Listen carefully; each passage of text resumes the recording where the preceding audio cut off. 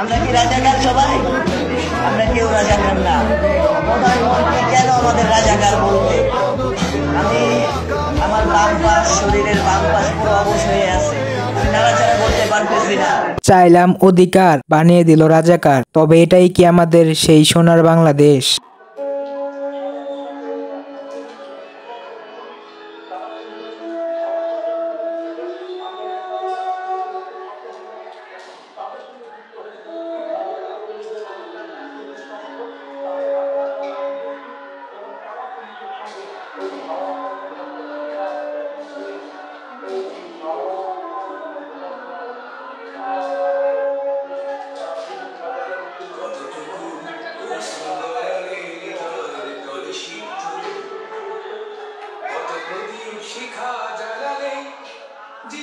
আমি 1952 সালের ভাষা আন্দোলন দেখি নাই, কিন্তু 2024 সালের ছাত্রছাত্রীদের অধিকারের জন্য আন্দোলন দেখেছি। স্যালুট জানাই তোমাকে আবু সাইদ ভাই।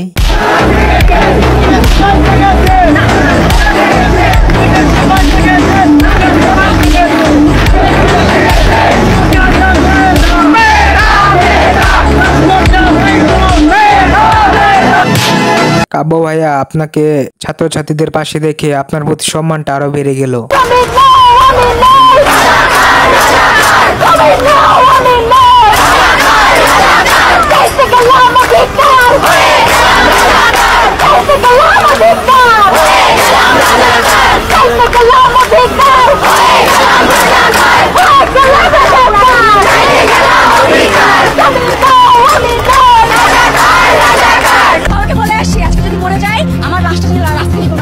প্রয়োজনে শহীদ হবো, কিন্তু সংস্কার করে তবেই করে ফিরবো ইনশাল্লাহ। আমরা নারী শিক্ষার্থীরা কেউ ঘরে বসে থাকবো না, সবাই বের হয়ে আসবে। ন্যাশনাল ঢাকা কলেজ বিশ্ববিদ্যালয় এখন এক হয়ে যাবে। সহিংসতা ছড়িয়ে আমাদের মধ্যে ভয় ঢোকানোর চেষ্টা করছে, কিন্তু এটা হবে না, বৃথা যাবে।